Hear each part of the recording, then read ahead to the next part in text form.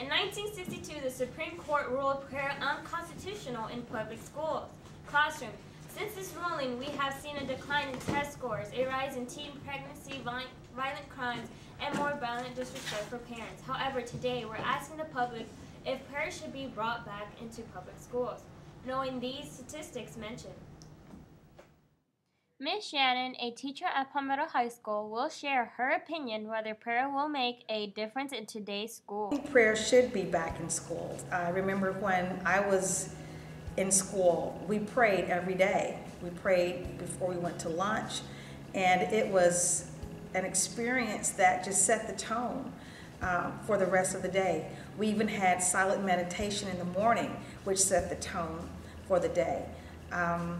I think it's important that prayer is allowed because students begin to realize that we have a set of principles that are even greater than the rules and guidelines that are set here at our school site that we should all live by, that we should treat others the way that we want to be treated, that we should be respectful because it's the right thing to do, that there's a higher power that is governing each and every one of us in our behavior. There are Christian believers out there like Santiago, the Bible Club president at Palmetto High School. We asked him, do you feel offended that before we were allowed to pray in unity in the classrooms and now we can't? I do feel offended because I believe all religions have freedom to pray, and that's one of the freedoms in the Constitution. It's freedom of religion, and part of my religion is to pray without ceasing. And one of the saddest things is, though, that we are allowed to pray as students individually, but we don't. Prayer in school is a controversial topic. In part 2, we will explore about another person's opinion about prayer. Reporting for Tiger TV, I'm Elizabeth Bazan.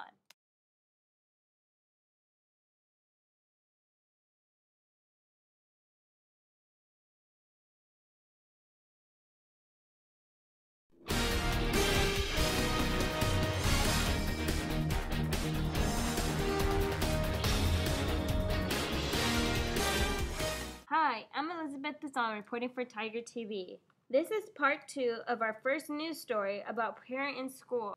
Knowing this nation was originally built on a Christian foundation, we asked a youth pastor and director for Young Life, Mike Gonzalez, for his opinion on why so many people in today's society oppose prayer in school when the founding father encouraged prayer in school. That is a great question. My opinion is this.